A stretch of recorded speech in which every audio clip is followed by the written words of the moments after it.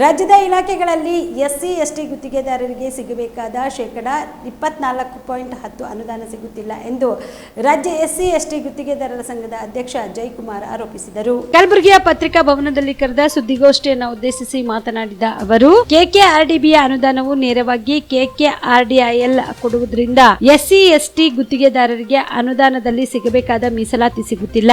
ಇದರಿಂದ ಸರ್ಕಾರದ ಆದೇಶವು ಉಲ್ಲಂಘನೆಯಾಗುತ್ತಿದೆ. ಎಲ್ಲ ಇಲಾಖೆಯಲ್ಲಿ ಪ್ಯಾಕೇಜ್ ಟೆಂಡರ್ ಕರೆಯುವುದು ಇನ್ನೂ ಕೂಡ ಮುಂದುವರೆದಿದೆ. ಇದರಿಂದ ಕೂಡ ಮೀಸಲಾತಿ ಕಾಯ್ದೆ ಮತ್ತು KTPP ಕಾಯ್ದೆ ಉಲ್ಲಂಘನೆಯಾಗುತ್ತಿದೆ. ಈಗಾಗಲೇ ಎಲ್ಲ ಇಲಾಖೆಯಲ್ಲಿ ಕಳೆದ 1.5 ವರ್ಷದಿಂದ ಕಾಮಗಾರಿ ಬಿಲ್ ಆಗದೆ ಬಾಕಿ ಉಳಿದದ್ದು. ಬಿಲ್ ಪೇಮೆಂಟ್ ಮಾಡಲು ಸರ್ಕಾರದಿಂದ ಎಲ್ಲ ಇಲಾಖೆಗಳಿಂದ ಬಂದ ಅನುದಾನದಲ್ಲಿ ಸೀನಿಯಾರಿಟಿ ಪ್ರಕಾರ ಮಾಡಬೇಕು ಎಂಬ ಆದೇಶವಿದ್ದು, ಮುಖ್ಯಮಂತ್ರಿಗಳಿಗೂ ಹಾಗೂ ಕಾಮಗಾರಿಯ ಪೆಂಡಿಂಗ್ ಬಿಲ್ಗಳು ಸೀನಿಯಾರಿಟಿ ಪ್ರಕಾರ ಆದೇಶ ಮಾಡಿದ್ದು, ಅಲ್ಲದೆ PWD ಇಲಾಖೆಯಲ್ಲಿ SC/ST ಗುತ್ತಿಗೆದಾರರ ಪೆಂಡಿಂಗ್ ಬಿಲ್, ಬಾಕಿ ಉಳಿದ ಬಿಲ್ಗಳ ಪ್ರತ್ಯೇಕ ರಿಜಿಸ್ಟರ್ ಮಾಡಲು ಆದೇಶ ಮಾಡಿದರು.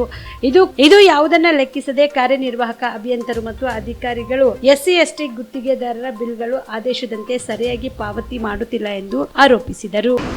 ಅದನ್ನು ಪ್ಯಾಕೇಜ್ ಮಾಡೋ ಮೂಲಕ ನಮಗೆ ದೊರಕಿಸ್ಕೊಡೋದ್ರಲ್ಲಿ ಅಧಿಕಾರಿಗಳು ನಮ್ಗೆ ಪಡೆಯೋದ್ರಲ್ಲಿ ವಿಫಲ ಮಾಡ್ತಾ ಇದ್ದಾರೆ.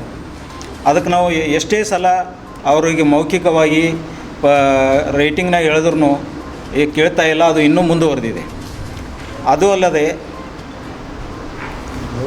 KRIDL ಸಂಸ್ಥೆಗೆ ಎಲ್ಲ ಫಂಡ್ KRIDL ಸಂಸ್ಥೆಗೆ ಲ್ಯಾಂಡ್ ಆರ್ಮಿ, ಮೊದಲಿಂದ ಹೆಸರು ಲ್ಯಾಂಡ್ ಆರ್ಮಿ ಇತ್ತು, ಆ ಸಂಸ್ಥೆಗೆ ಅನುದಾನ ಕೊಡೋದ್ರ ಮೂಲಕ ಎಲ್ಲ ಗುತ್ತಿದಾರ, SC/ST ಗುತ್ತಿದಾರ ಆಗಲಿ, ಜನರಲ್ ಗುತ್ತಿದಾರ ಆಗಲಿ, ಎಲ್ಲರಿಗೆ ಕೆಲಸಗಳು ಸಿಗ್ತಾಯಿಲ್ಲ. ಎಲ್ಲ ಫಂಡ್ ಅವ್ರಿಗೆ ಕೊಟ್ರಂದ್ರೆ ಟೆಂಡರೇ ಆಗೋದಿಲ್ಲ, ಅವರೇ ಮಾಡ್ತಾರೆ. ಅವ್ರು ಮಾಡೋದ್ರಿಂದ ಎಲ್ಲ ಗುತ್ತಿದಾರರು ನಾವು ಕೆಲಸ ಇರಲಾರ್ದೆ ನಾವು ಇಲ್ಲಿ ಒದ್ದಾಡ್ತಾ ಇದ್ದೀವಿ. ಅಲ್ಲಿ ಆ ಲ್ಯಾಂಡ್ ಆರ್ಮಿ ಅಂದರೆ KRIDL ಸಂಸ್ಥೆಗೆ ಅನುದಾನ ಕೊಡಬೇಕಾದ್ರೂ ಅಲ್ಲಿ ಒಂದು ಕಂಡೀಷನ್ ಹಾಕ್ತಾರೆ, KTPP ಕಾಯ್ದೆಯನ್ನು ನೀವು ಇದಕ್ಕೆ ಅನ್ವಯವಾಗಿ ಕೆಲಸ ಮಾಡಿರಿ ಅಂತೇಳಿ. ಆ ಕಾಯ್ದೆ ಪ್ರಕಾರ ಅವ್ರಿಗೆ ಅನುದಾನ ನೀವು ಬಿಡುಗಡೆ ಮಂಜೂರಾತಿ ಮಾಡಿದರೂ ಆ ಕಾಯ್ದೆ ಪ್ರಕಾರ ಅವ್ರಿಗೆ ಕೆಲಸ ಮಾಡೋಕ್ಕಾಗಲ್ಲ. ಯಾಕಂದ್ರೆ ಆ ಕಾಯ್ದೆ ಅನುಷ್ಠಾನ ಅವ್ರಿಗೆ ತರಲಿಕ್ಕೆ ಆಗಲ್ಲ. ಅಂದಾಗ ಅದು ಅನುದಾನ ಅಲ್ಲಿ ಕೊಡೋದ್ರಲ್ಲಿ ಉಪಯೋಗ ಏನದ. ಅಲ್ಲದೆ ಅಲ್ಲಿ ಈಗ ಲ್ಯಾಂಡ್ ಆರ್ಮಿ ಈಗ ಏನು ಅನುದಾನ ಕೊಟ್ಟಿದ್ದಾರೆ, ಆ ಅನುದಾನದಲ್ಲಿ ಪ್ರಕಾರ ಅವ್ರ ಬಳಿ ಅಷ್ಟು ಮ್ಯಾನ್ ಪವರ್ ಬೇಕು, ಅಷ್ಟು ಮಷಿನರಿ ಬೇಕು, ಯಾವುದೂ ಇಲ್ಲ. ಈಗ PWD ಆಗಲಿ, PRE ಆಗಲಿ, ಎಲ್ಲ ಇವು ಏನು MI ಆಗಲಿ, ಈ ಎಲ್ಲ ಇಲಾಖೆಗಳಲ್ಲಿ ಎಲ್ಲ ಇಂಜಿನಿಯರ್ಗಳಿದ್ದಾರೆ. ಟೆಂಡರ್ ಮೂಲಕ ಸಾವಿರಾರು ಗುತ್ತಿಗೆದಾರರು ಕೆಲಸ ಮಾಡ್ತಾರೆ.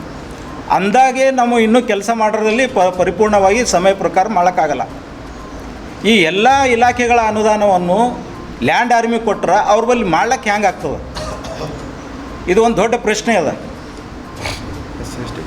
SC/ST ಗುತ್ತಿಗೆದಾರರಿಗೆ ಅನುದಾನ ಅಲ್ಲಿ ನಮ್ಗೆ ಬರ್ತಕ್ಕಂಥ ರಿಸರ್ವೇಷನ್ ಮೀಸಲಾತಿಯನ್ನು ಹ್ಯಾಂಗೆ ಕೊಡ್ಲಿಕ್ಕಾಗ್ತದೆ? ಆ ಕಂಡೀಷನ್ ಪ್ರಕಾರ ಅಲ್ಲಿ ಅನುದಾನ ಕೊಟ್ಟರೆ ಅದು ಕೆಲಸ ಮಾಡ್ಲಿಕ್ಕೆ ಸಾಧ್ಯನೇ ಇಲ್ಲ. KTPP ಆ್ಯಕ್ಟ್ ಪ್ರಕಾರ ಅಲ್ಲಿ ಅನುದಾನ ಕೊಟ್ಟಾಗ ನಮ್ಗೆ ಅದು ಅನುದಾನ ಬರಬೇಕಾಗಿದ್ದು ಅವ್ರು ಹ್ಯಾಂಗೆ ಕೊಡ್ತಾರೆ?